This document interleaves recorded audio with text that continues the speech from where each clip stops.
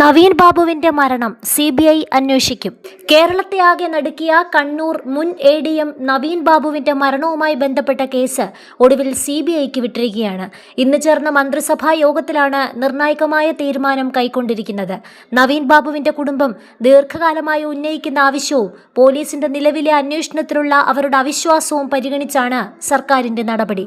ഇതിനൊപ്പം നവീൻ ബാബുവിന്റെ മകൾ നിരഞ്ജനയ്ക്ക് സർക്കാർ ജോലി നൽകാനും മന്ത്രിസഭ തീരുമാനിച്ചിട്ടുണ്ട്.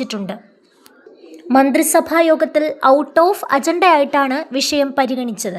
നവീൻ ബാബുവിന്റെ മരണത്തിൽ CBIക്ക് വിട്ടുകൊണ്ട് ഉടൻ തന്നെ വിജ്ഞാപനം പുറപ്പെടുവിക്കും. കേസ് ഏറ്റെടുക്കുന്നതിൽ ഇനി CBI ആണ് നിലപാട് സ്വീകരിക്കേണ്ടത്. നവീൻ ബാബുവിന്റെ മരണത്തിൽ CPM നേതാവും കണ്ണൂർ മുൻ ജില്ലാ പഞ്ചായത്ത് പ്രസിഡന്റുമായിരുന്ന PP ദിവ്യയാണ് ഏകപ്രതി. നിലവിലെ പോലീസ് അന്വേഷണം തൃപ്തികരമല്ലെന്നും അന്വേഷണം CBIക്ക് വിടണമെന്നും ആവശ്യപ്പെട്ട് നവീൻ ബാബുവിന്റെ കുടുംബം മുഖ്യമന്ത്രി VD സതീശനെ കണ്ടിരുന്നു.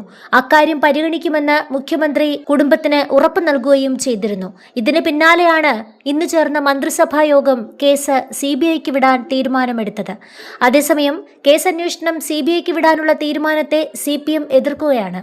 നിലവിലെ പോലീസ് അന്വേഷണം ശരിയായ ദിശയിലാണെന്ന് ഹൈക്കോടതി വിലയിരുത്തിയതാണെന്നും കേസ് CBIക്ക് വിടുന്നത് രാഷ്ട്രീയ പ്രേരിതമാണെന്നും CPM ആരോപിക്കുന്നു. VD സതീശൻ സർക്കാർ കേന്ദ്ര ഏജൻസികളെയാണ് അമിതമായി വിശ്വസിക്കുന്നതെന്നും CPM നേതാക്കൾ കുറ്റപ്പെടുത്തുകയാണ്. നവീൻ ബാബുവിന്റെ യാത്രയയപ്പ് വേളയിൽ അപ്രതീക്ഷിതമായി കടന്നുവന്ന ജില്ലാ പഞ്ചായത്ത് പ്രസിഡന്റായിരുന്ന PP ദിവ്യ നടത്തിയ പ്രസംഗമാണ് സംഭവത്തിന് തുടക്കം. പെട്രോൾ പമ്പ് അനുവദിക്കുന്നതിൽ നവീൻ ബാബു കൈക്കൂലി വാങ്ങിയെന്നായിരുന്നു ദിവ്യ ആരോപിച്ചത്. ആരോപണത്തിൽ മനം നൊന്ത് നവീൻ ബാബു ജീവനൊടുക്കുകയായിരുന്നു. ആത്മഹത്യാ പ്രേരണ കുറ്റം ചുമത്തിയാണ് പോലീസ് ദിവ്യക്കെതിരെ കേസെടുത്തത്. പെട്രോൾ പമ്പിന് അനുമതി തേടിയ പ്രശാന്തന്റെ പാർട്ണർഷിപ്പുമായി ബന്ധപ്പെട്ട് സമർപ്പിച്ച രേഖകൾ നിലവിൽ കാണാനില്ലെന്ന് റിപ്പോർട്ടുകളുണ്ട്.